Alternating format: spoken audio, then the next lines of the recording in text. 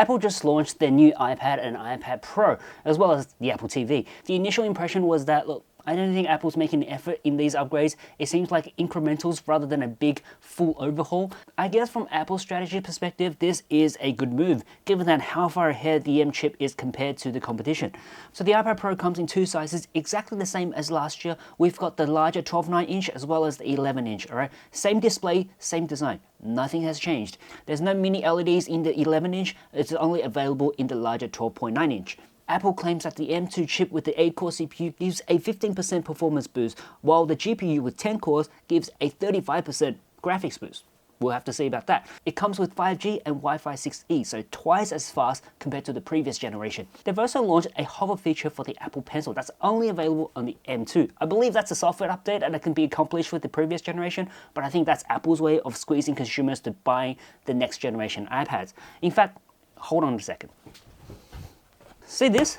This is an HP Spectre. I'm not sponsored, this is just one of my laptops, and it comes with a pencil. In fact, it's a touchscreen.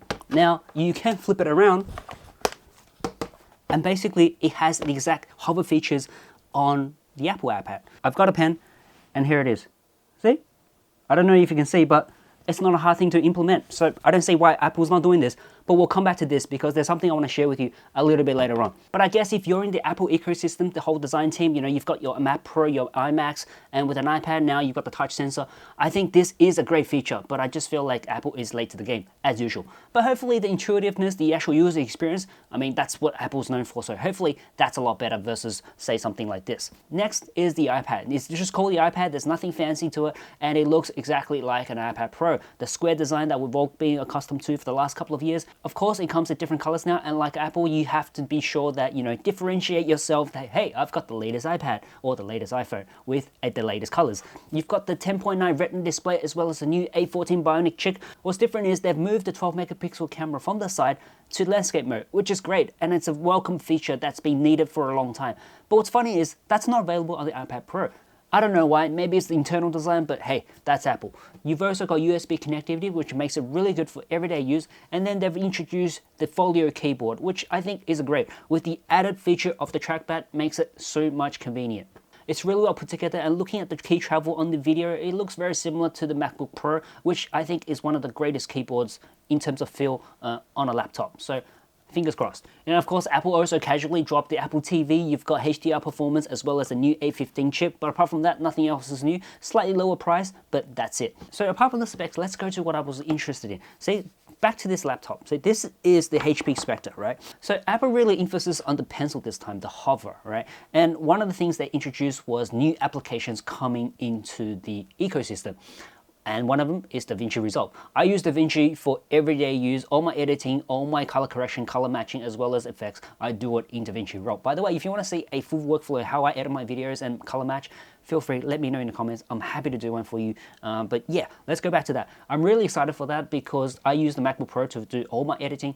So maybe having an iPad while I'm traveling to do editing, maybe that's a good thing. And being able to pair with the pencil, I think that makes the whole color grading process so much easier. The position you have on the color wheel just makes it that much better. But now, that being said, if you look closely, it looks like this is a standalone application on the Mac. I don't know if it's going to be a side-by-side, like an extra screen. We can use it as a touchpad. But if you look closely at the screenshot, there's only two tabs. You've got the cut page as well as the color editing page. So it looks like this is a minimized light version of the actual program. The color page looks very similar, so no changes there. The cut page is actually one of the fast cut pages, not the editing page, right? The editing page has more functions, more features for precise editing. The cut page is very similar to Final Cut Pro. Basically, the timeline is magnetic, so you can cut and then it will make auto adjustments to align the clip so everything's in sync, in order, there's no gaps. So if you do a lot of linear cutting, so basically, from start to finish, like a vlog, you just basically cut the clips that you want or you don't want, remove it, and you'll snap into a perfect flow of a video. So that's really functional. And with the added bonus of a pen, I can tell you it makes the whole editing and reviewing really easy. You can just scroll through the timeline, make cuts and adjustments, or at least I can on this laptop. So hopefully it's the same feature. But look, I just want to show you, right? And you've got the cut page as well as the edit page, right? Now, if you want, obviously I can lift it up like this, turn it upside down. So you've got different pages and you can make edits. And then you can make adjustments using the stylus right? Just on the color wheel to make color corrections. Now, one thing I hope is that they can make this a little bit larger for more precision, because if you know DaVinci, the actual layer is fixed, so you can't actually adjust the size. It's very, snapped into grid. So that's one thing we will have to wait and see. But yeah, having one of these for Davinci Resolve is super helpful. So if you're an Apple user, this is great, but this is nothing new. I don't want to, brag about it, and it's something that's been out for a long time, and you can do the same thing on a PC.